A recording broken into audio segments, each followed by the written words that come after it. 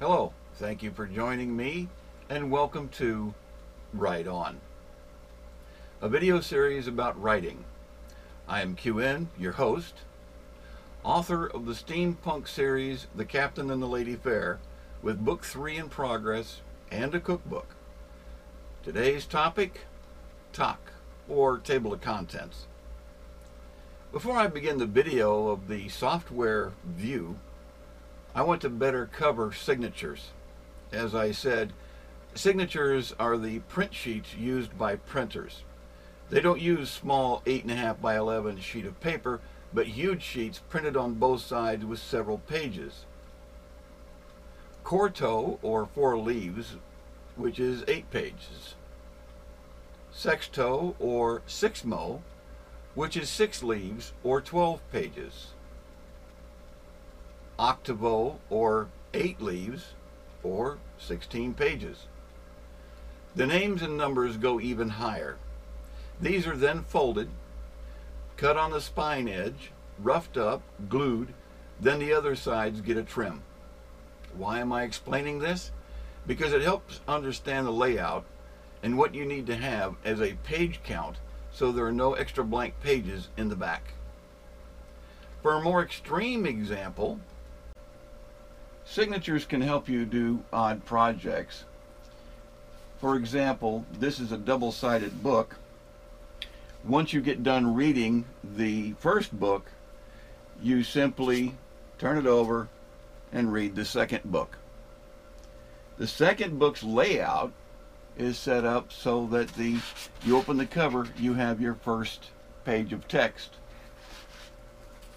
This also works with the first book.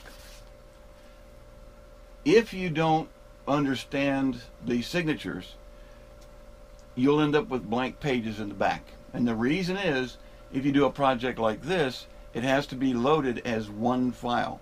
The printer will not load it up for you. Now, if you're using a local printer, maybe they will. But any online printer that you're going to upload to, it has to be one file. So, if you don't pay attention to the signatures, your one file ends up with blank pages in the back, which means your book does not start with text. It's got blank pages, so the person would have to go through blank pages to get to the start of the book. Not good. Understanding the format layout of your work when you're actually setting it up, you can set up so that you have your middle or the end of one book end. You can insert a page so that where the two books join, you have something that tells them, hey, this is the end, turn it over. If you didn't pay attention, this could be offset, and you could have it something like that, where you have the end of the book, this little blurb, and then that may be on the wrong pages. So this page may be on this side, and then the actual text of telling it to turning it over is on this side, and then this page is on this side. It just gets all messed up. So that's why understanding signatures can really help you do projects and make your day. It can also make your first book a good first effort. Now let's talk about the talk. For Kindle, the talk must be in front or it'll be rejected. This is a new rule by Amazon because some greedy people use the talk at the back so they would get paid for the full book instead of pages read under the lending program. Let's do a talk. Doing a talk is fairly simple now that you've already got the headers set up, as by clicking on the space right in front of my chapter number, I get a highlighted heading 1 for a style, and if I come down to right in front of the M, I get a heading 2. You'll also notice, if you're watching this in full screen, there is like a caret to the left of my cursor. That's indicating that there has been headings set up. Now, one thing real quick about the headings and styles. If you create a new style, like I did with the first paragraph, if I go into modify, I'm going to reiterate that you want to have clicked the new document based on this template. That way, the work you went through setting these things up will carry over. All right, so let's create a talk. This is going to be real hard. First thing we're going to do is on your last front page, you're going to click on it and go to references. Sorry, layout. Got one step ahead of myself. We're going to put in a next page break. We've already done that several times. And we now have a blank page. And if I change my view, that'll be easier for you to see. Let's do that. So we have, now I went too far. All right, we have the cover page, the acknowledgement page, the blank page, and then the first chapter page. So we're good to go. Now right here, we're going to go to that references, which I was in a big hurry to go to table of contents, and we're going to pick a style of table. This contents, table of contents, these will actually be your headers. So I'm just going to pick the first one. And poof, we have contents, we have chapter 1, page 1, and then my sub-chapter headings are also on page 1. And I have chapter 2 and their sub. As I had mentioned before, if you have a single line for your sub-chapter, that's going to show up here as a single line right here.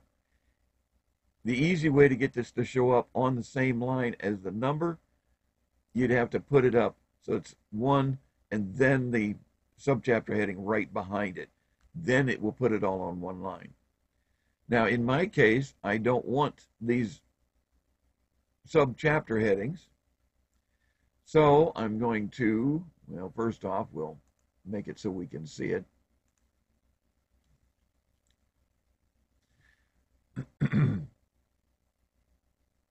I'm going to highlight my space. I'm going to go to home where my styles are. And I'm just going to say normal. Well, if I do that, I end up with that kind of text. Why? Because I never changed the normal. So in here, I don't have anything set up for that.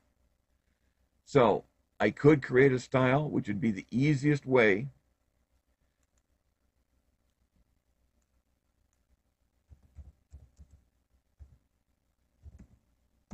I'm just going to call it subchapter. I'm going to do modify. Make sure I'm centered. Good text. I've got the font that I want. Linked paragraph and character. I'm just going to say paragraph. Style is based on normal.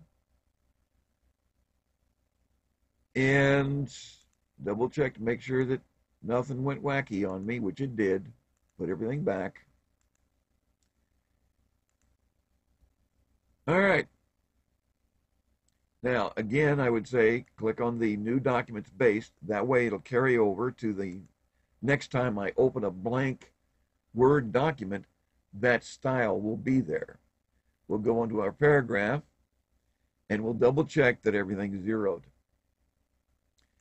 Make sure that in the spacing and the indent, there's zeros. There are some e-readers that if there is something in the indent, it will cause it to go to the edge of the screen.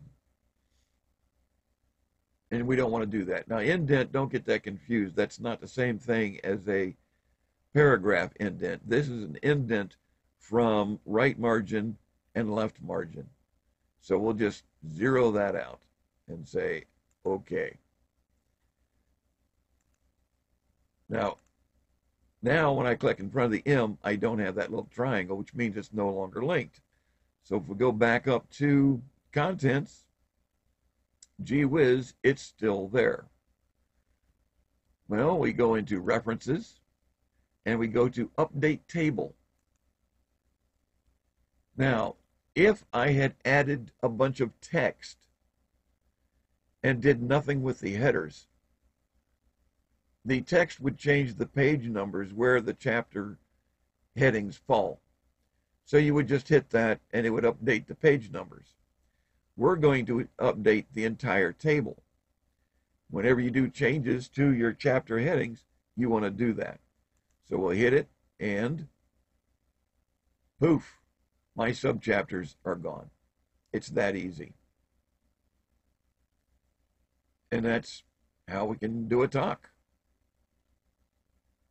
We're going to keep this video fairly short, and I'll turn this back over to myself. That covers the basics of what you need. Double check for guidelines of whichever printer you choose for special requirements. Until next time, write on.